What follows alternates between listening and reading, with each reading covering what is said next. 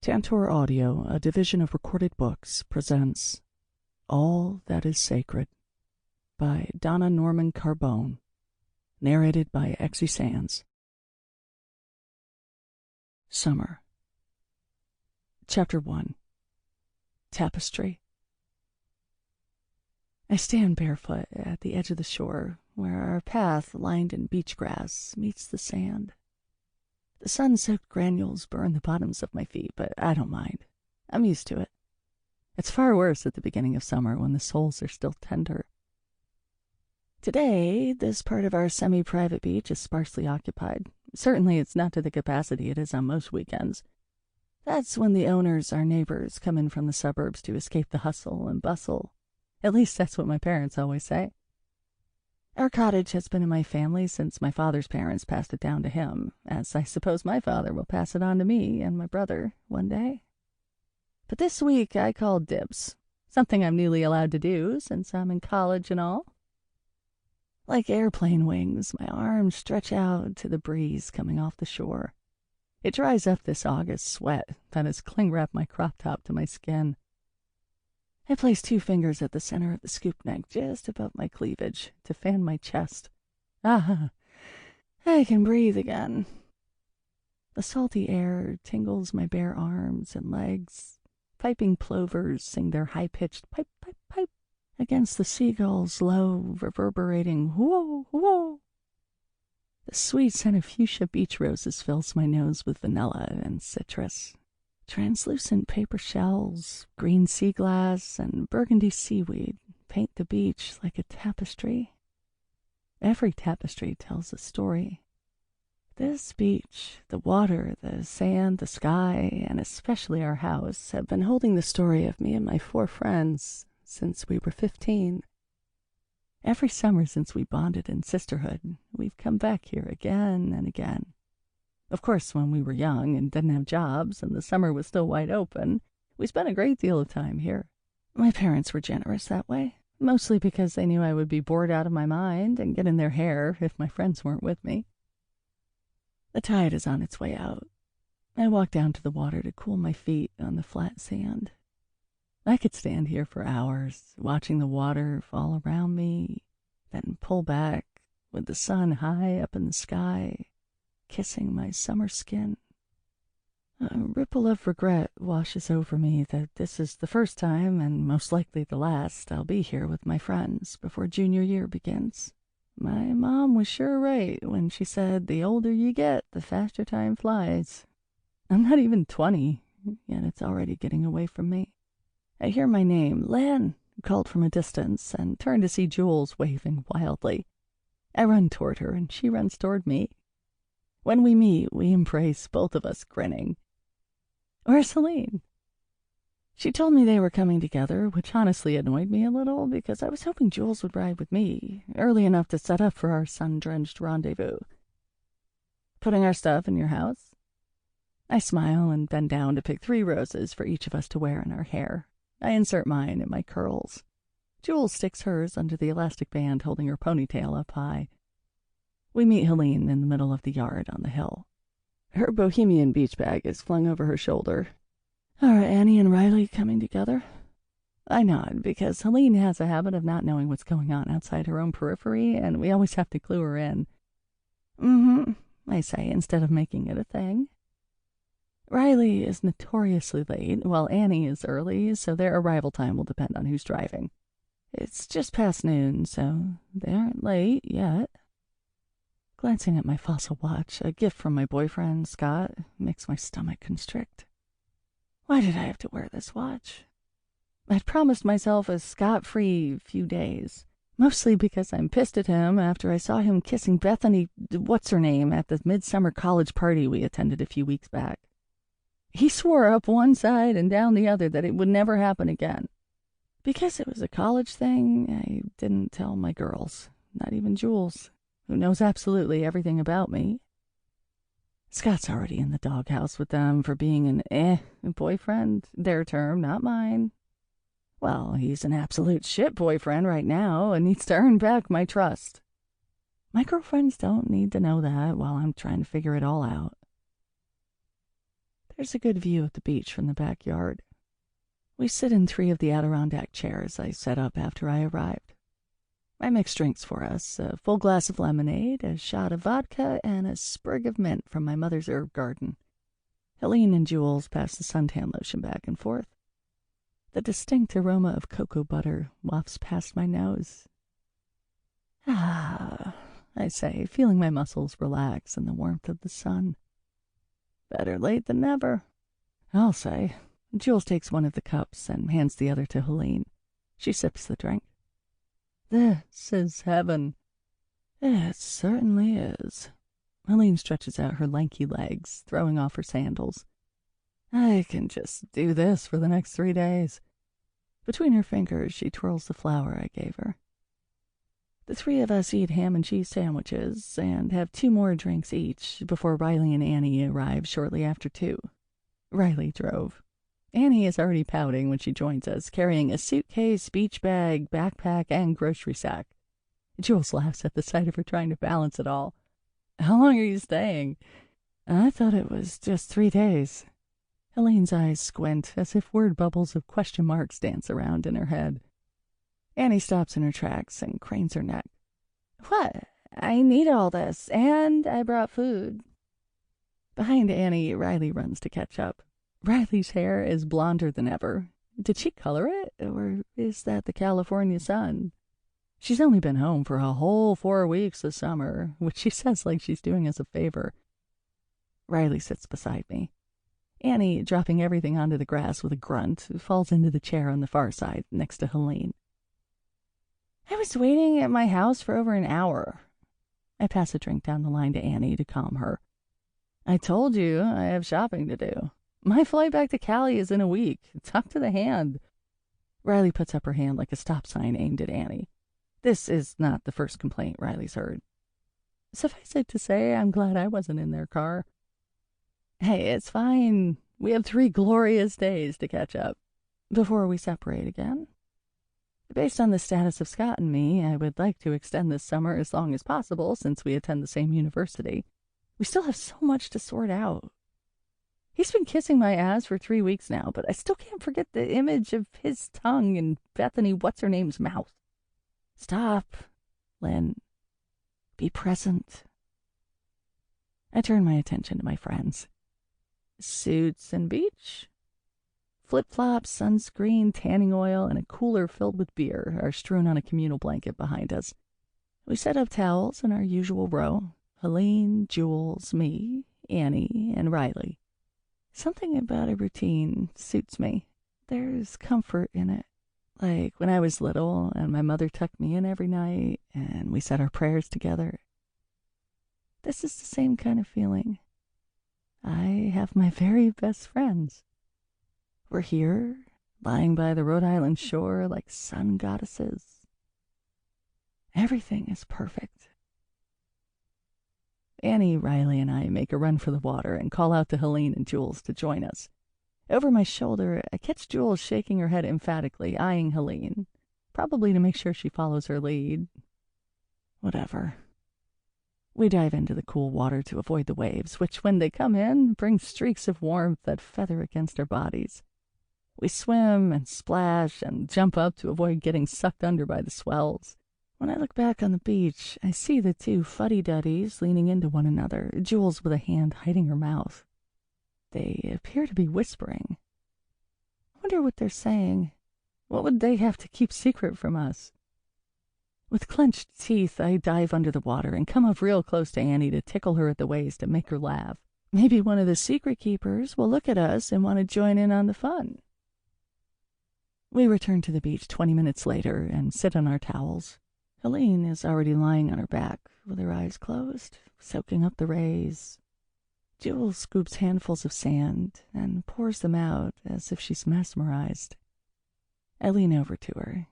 Penny for your thoughts, I say in a hushed voice so the others don't hear. Annie and Helene are busy discussing the lasting effects of the freshman 15. Jules turns to me with a dreamy-like smile. I can tell it's forced. Nothing, really. She's still watching the granules fall between her fingers. Is it Todd? Lately, her relationship with her boyfriend has been a sensitive subject, but that's as much as she's told me. Silence. You're somewhere else, Jules. I just want to know you're okay. I am. She rubs her hands together to brush away the sand. I consider confiding my own problems with Scott. Maybe then she'll open up to me. A secret for a secret. These are the things we've always shared. When did we stop telling each other stuff? Riley distracts us when she stands up, turns her bronzed body to the side, and presses her hand down her bare stomach. I lost weight. The freshman 15 didn't get me. Besides, I had to for modeling. Believe it or not, I'm considered on the thick side. The only thing thick about you is your attitude, Helene barks with her eyes still closed. My attitude? You weren't even part of the conversation. In a huff, Riley sits back down. Where are you modeling? Jules asks. My last gig was a JCPenney ad, but I'll get bigger ones. Always shooting for the stars, Annie says. Riley twists her lips. Then she puts Walkman headphones in her ears when I have a perfectly suitable boombox playing music we all like on WKPX. It's the station we have listened to every summer. Well, it's a mixtape, she says. Someone at school made it for me. You don't have a cassette player, do you? Nope. Can't she listen to her stupid mixtape some other time? And who is this someone? So mysterious. She can't even say a name. She clicks on the Walkman and starts bobbing her head. Annie turns onto her stomach with her nose in her book, splayed open on the towel. Jules lies down on her side, turned toward Helene. The two of them start talking about people I don't even know at their college. Ever since they've become roommates, I can't stand them sometimes. I roll onto my stomach to even out my tan and bury my face in my towel. This is pretty much how the day goes. Later, I suggest going to Pappy's Pizza for dinner. It's a place we frequented almost every time we've been here together, and eating here is like putting on a worn sweatshirt while looking at old photographs. If anything can bring us back to our old selves, it'll be Pappy's. We take Riley's car because it's a 1975 baby blue Mustang convertible. We drive with the top down, singing The Dream Police at the top of our voices. Swinging our bodies from side to side in the twilight, Helene, Jules, and I sit on the top of the car with our feet planted firmly on the back seat, hands bracing the rolled-up roof.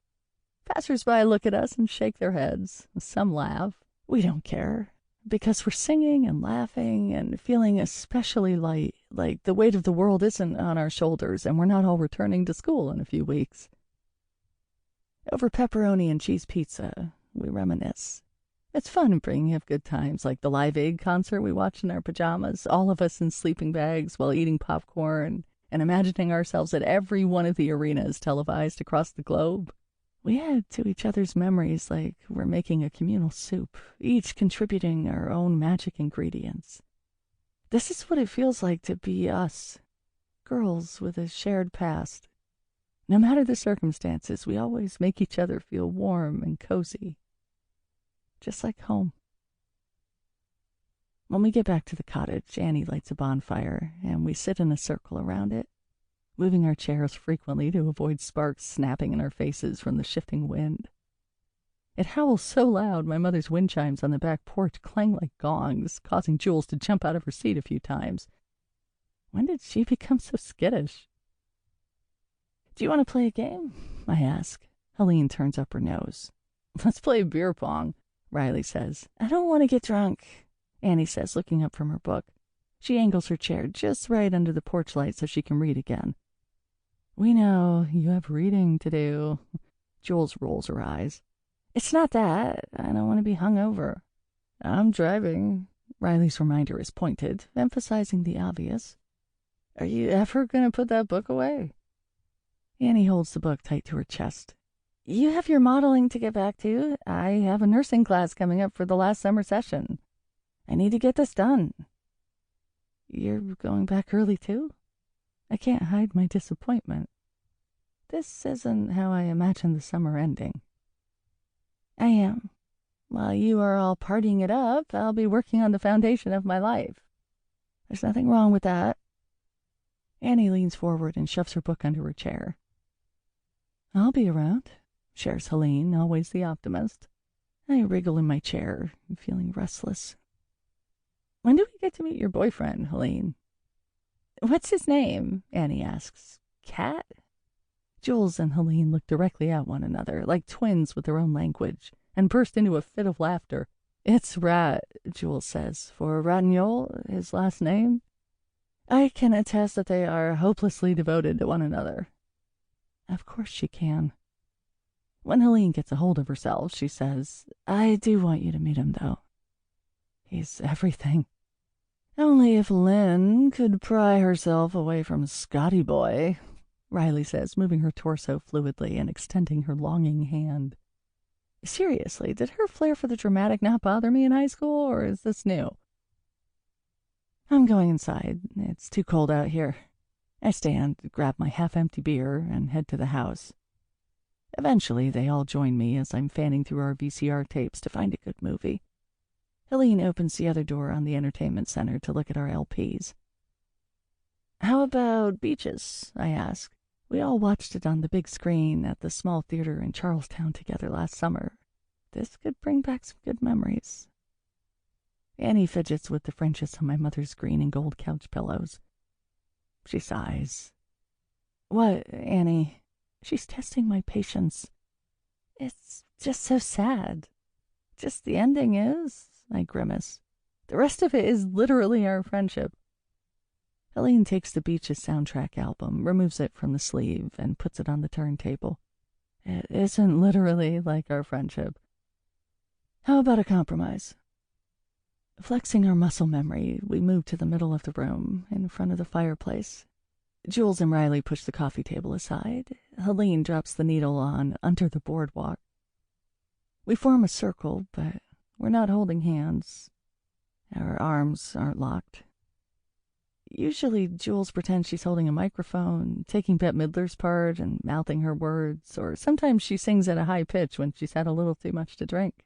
Riley normally acts it all out with large gestures, like it's a pantomime, while the other three of us sing chorus. But not tonight.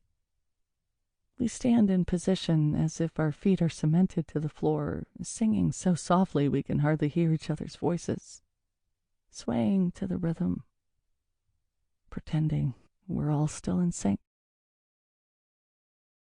Summer, 19 years later. Chapter 2. Unraveling. Remnants of croissant sandwiches and watermelon rinds lie before us on the glass-top patio table by the pool. For the past 10 minutes, Annie has prattled on about her husband coaching their son in Little League. All the kids love him. He's such a big kid himself. Meanwhile, Riley bemoans her inability to get to her singer-songwriter boyfriend's shows in time because of her exhausting work schedule. These are their problems. As they talk, I grip my teeth, focusing on my mission, one I could voice only to my circle of trust. Folding the napkin in triangles, like the paper footballs that held our secret notes when we were kids, I muster the courage. What if I ask Scott for a divorce? Question rolls off my tongue. It's not a statement, but a question. Words took shape and morphed in my head. What I meant to say is, I might ask Scott, or I'm thinking about asking Scott. So why does it come out as a question? Annie and Riley are my test audience, like the ones who watch new television shows to report on what's working and what isn't. These words aren't what one conjures on a whim, and I most certainly didn't. I don't know why they came out as a question when I surely meant to make a statement. Annie's jaw hovers above her bright red chest, blistering from the sun. She burns so easily, and why she doesn't have an umbrella above her patio table is beyond my comprehension. I look at my chest, which is tan and leathery from the beach exposure, even though I religiously use 60 SPF. Age is creeping up on me. Riley's head tilts right. The sunlight brings out little streaks of premature gray around her heart-shaped face, almost as if they're peeking out to say, "We're here. Do you see us?" They mirror the very sentiment I've felt for too long now. I'm here. Do you see me? Well, they see me now, and I want to take it back. unfurl my tongue, evaporate the words I believed would be liberating. Instead, they are weights attached to my limbs, pulling me down. Riley leans in close. You can't divorce Scott. You've been our couple, the one we always look up to. The example. My chest constricts. Years ago, I would have taken her words as a compliment. Now it's a daunting pinnacle, one that, for the first time in 15 years, I'm not sure we can get to.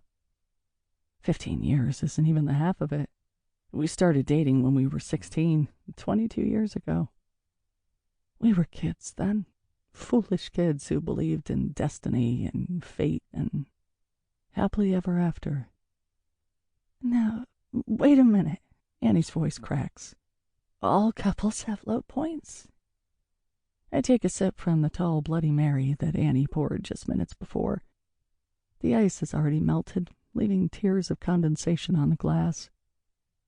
My hand shakes as I draw it to my mouth. It's been low for a while.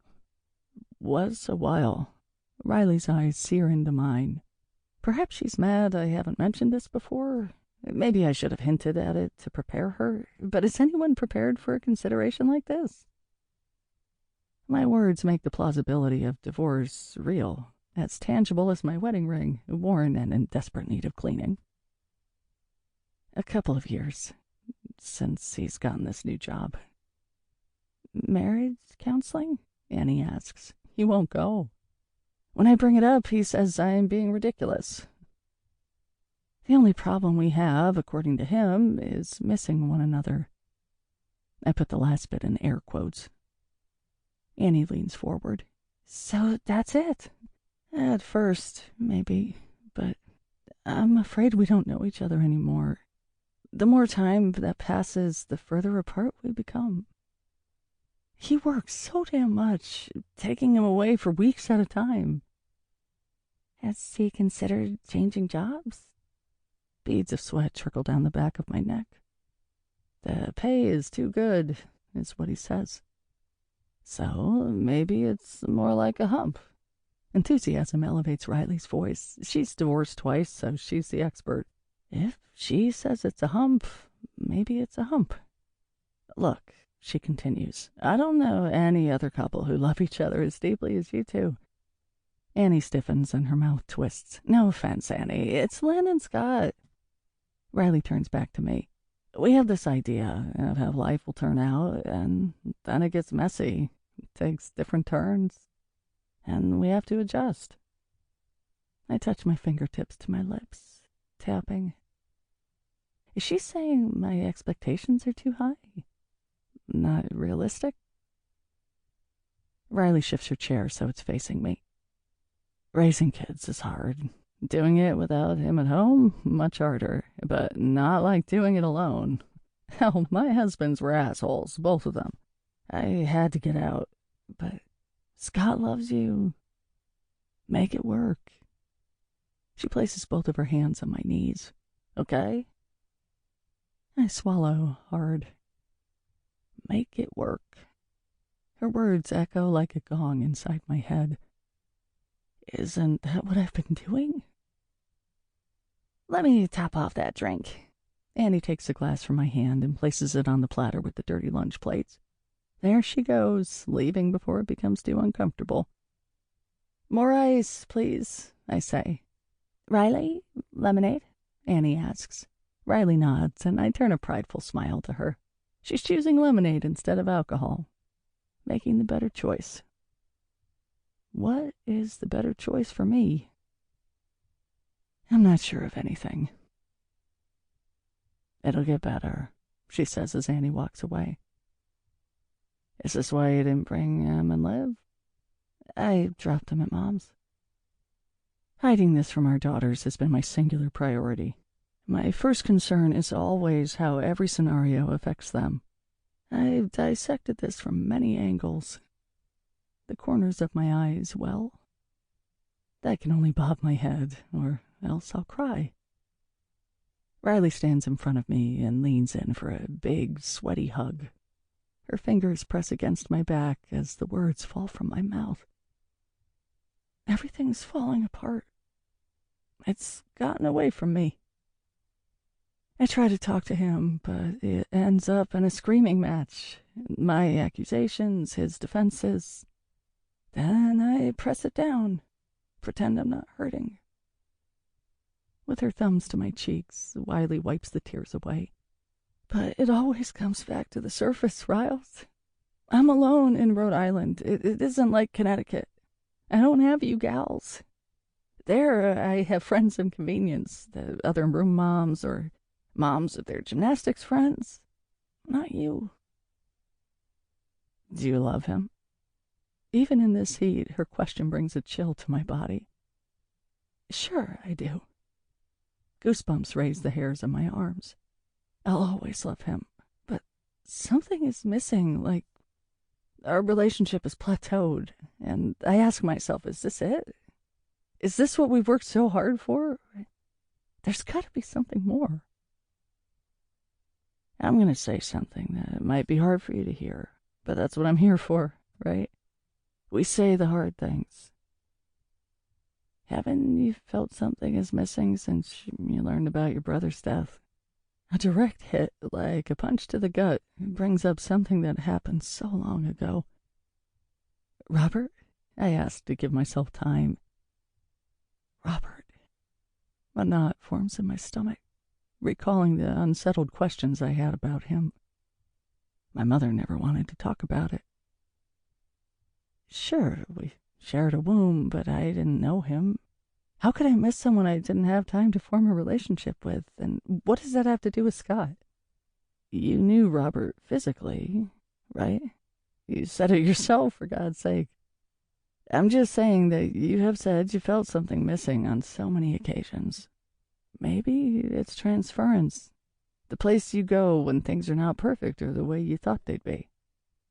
So what you're saying is I do need counseling for so many things, not just my marriage. It turns out having 2 psychologists for parents comes in handy sometimes. Who would have thought my parents are good for something? I know she's attempting to ease the tension, but my head aches with thoughts of desolation. Annie returns, setting down 2 Bloody Marys and a lemonade on the glass tabletop. Look at us girls, drinking in the middle of the day. Her voice sings. Then she sees my face, and hers warps to match it. Oh, honey, you're going through a tough time, aren't you? I just want to feel whole again. Go back to the way it was, you know. Sometimes there isn't any going back. Just forward. A new kind of forward, Annie says. I ruminate over the idea. A new kind of forward. Riley sits down. The 3 of us throw back our drinks as the sun beats its furious rays upon us. The cold runs through my body like a prayer. I spy under the corner of the drink tray one of those smutty newspapers that Annie never reads, which piques my curiosity. I pull it out to see our friend's eyes shining like Orion and her mouth caught in a half laugh. The headline reads, Helene Daubigne announces a new business venture. God, I scoff, grateful for the distraction. What now? What? Riley pulls the cover in her direction so she can see it too. I flip through, looking for the story. Apparently, she's starting an accessory line, Annie says, her mouth thinning with envy. I read aloud. Together, Remy and Helene Daubigne take Paris fashion by storm. That's enough, Riley says. I slap the cover closed. All I know is she's never here. It doesn't much matter what new venture she's found, does it? You sound like Jules right now. Annie looks down her nose as if scolding me. Where is Jules? Isn't she supposed to be here? Well, Annie tips her glass toward her lips. Our Jules is going to the vineyard with Jake. Her voice rises a decibel on his name. Then she takes a long sip of her drink. And friends, she finishes curtly. Riley wrinkles her nose. Does that mean... Annie gives a simpering smirk. I know what we'd like to think it means, but she insists they're just a bunch of friends going away for the weekend. It's long overdue for her to find love, don't you think? Do you want to know what? Sample complete. Ready to continue?